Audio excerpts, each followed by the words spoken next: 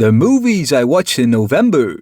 What about them? It was a month filled with many new releases, some rewatches, and a couple somewhat iconic films. Let's get into it!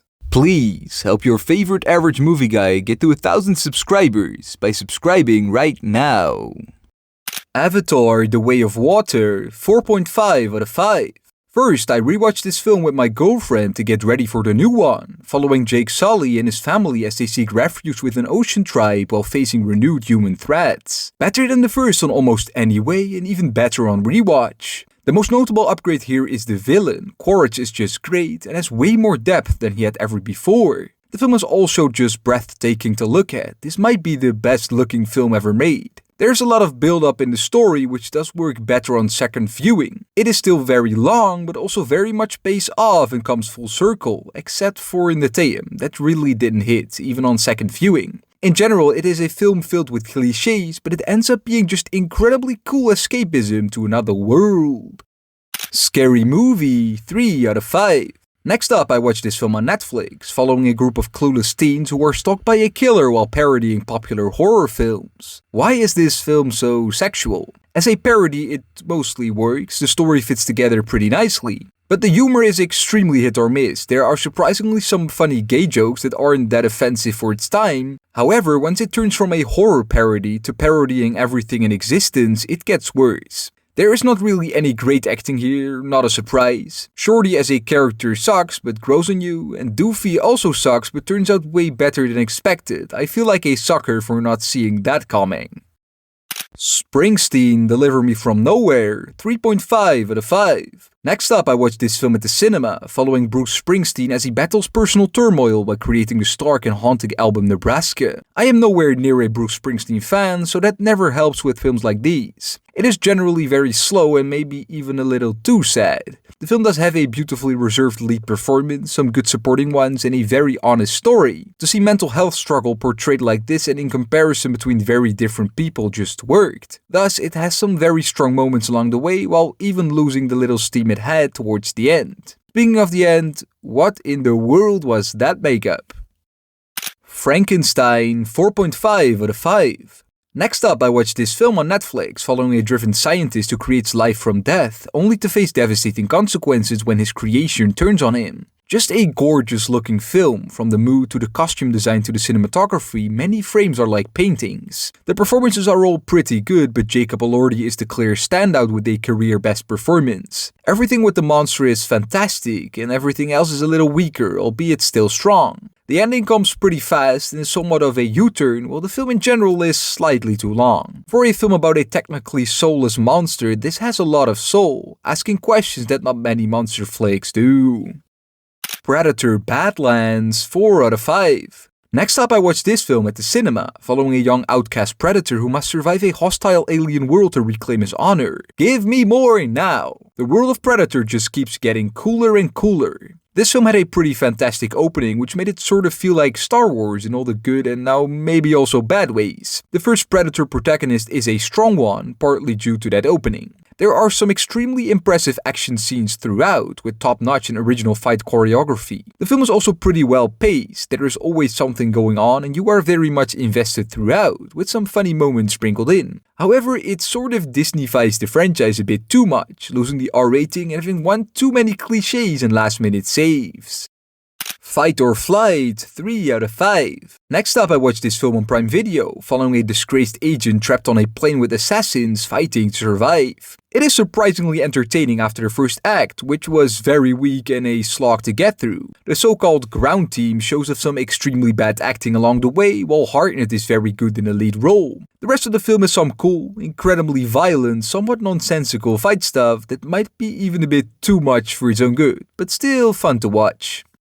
The Roses, 2 out of 5. Next up, I watched this film following a couple whose seemingly perfect marriage spirals into bitter rivalry when his career collapses and her ambitions soar. I have to start by saying that I absolutely adore Benedict Cumberbatch as an actor, and I find Olivia Colman to be great as well, but this just didn't work. From the off, there is slightly too little build up to set up the characters and their eventual switch. which almost made it feel like a collection of short films with the same characters. It does however do a good job at annoying the audience, which its story and its characters sort of should be doing, so props to that. However, it just ended up remaining very surface level, and above all, unbelievable and not that funny, with diminishing quality leading to very much a FU ending.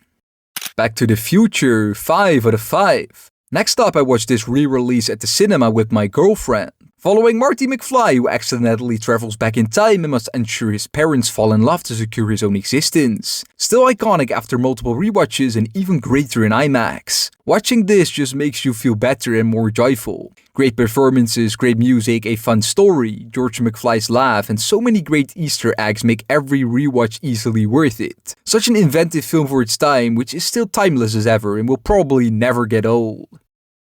Now You See Me, Now You Don't, 2 out of 5. Next up, I watched this film at the cinema, following the original Horsemen joining forces with a new generation of illusionists to pull off a daring heist against a dangerous crime syndicate. This was just not worth this long of a wait. The initial introduction is pretty strong and the first heist works well. However, for a film that should be smart and clever, the exposition was all but that. When moving on to the second act, it really drags.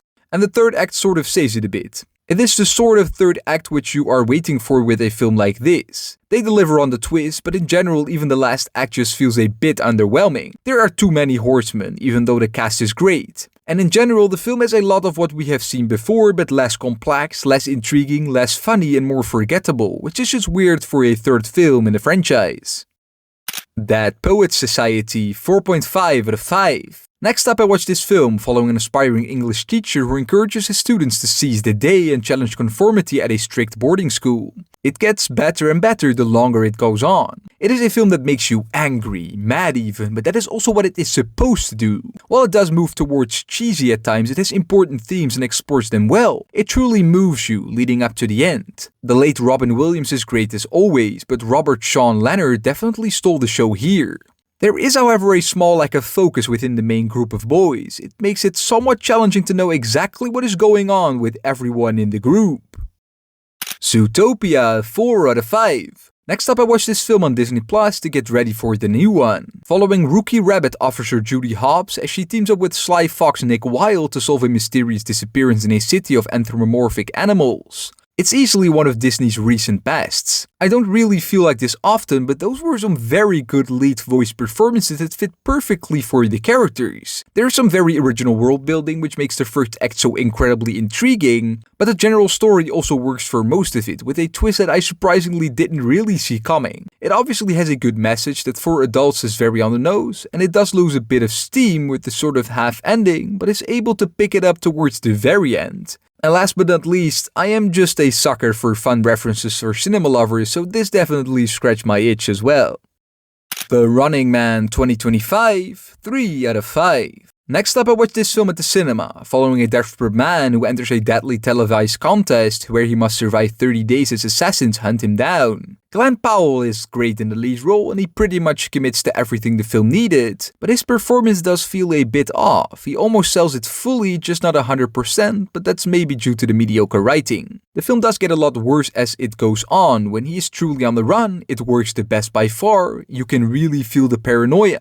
It is fun, the action is great once on screen and there are some funny moments sprinkled in. However, the pacing all throughout is a bit off and it is very weirdly edited. In general, it just feels a bit low and probably lacks a few more set pieces and more of right sauce. I don't really know if the ending works for me. It does in small parts, but in general it sort of feels a little too quick and clean. And it doesn't help that the entire third act leading up to it also lacked a lot.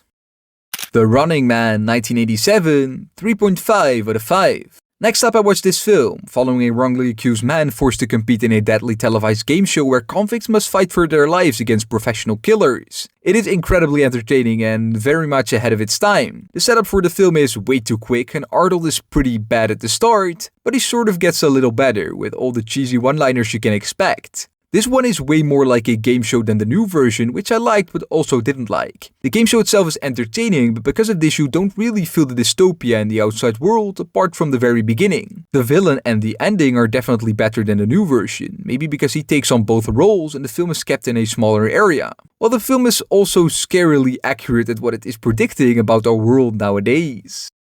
Four Christmases, 3.5 out of 5. Next up, I watched this film on Prime Video to get in some Christmas spirits, following a couple forced to visit all four of their divorced parents on Christmas Day. I can definitely see myself return to this one on Christmas. The film is pretty funny throughout. That card game scene in particular was so fucking funny and quite clever, you can't say shush. But the cheap slapstick lets it down a bit. I've recently watched some Vince Vaughn and I'm really starting to appreciate his comedic chops. He is great here. There's also a really cool supporting cast full of legends, and obviously the film is predictable but really not that cliché for a Christmas film, apart from the very end. Zootopia 2, 4.5 out of 5. Next up, I watched this film with my girlfriend at the cinema, following detectives Judy Hopps and Nick Wilde as they go undercover to track a mysterious reptile whose arrival throws Zootopia into chaos. Honestly, it's even better than the first. It didn't need to do the same amount of world building as the first, but it expanded the world well. The film is pretty perfectly paced with really no weak or slow parts. The action is well distributed and there is enough of it, and luckily it is well put together as well. While there is also no lack of heart at all, Judy and Nick are still great and even better together, and the new characters are good as well. However, the eventual villain is definitely the weak part of the film. Luckily, for a film and cinema lover like me, there are again some very cool film references to enjoy, especially towards horror. And there you have it, the movies I watched in November. These were my best and worst watches of the month. I hope you guys again enjoyed me rambling about some films I watched, and if you did, let me know in the comments below and be sure to subscribe for more videos like these. I have been Dean, the average movie guy on your screen. Big thanks for watching. See you next time. Roll the credits.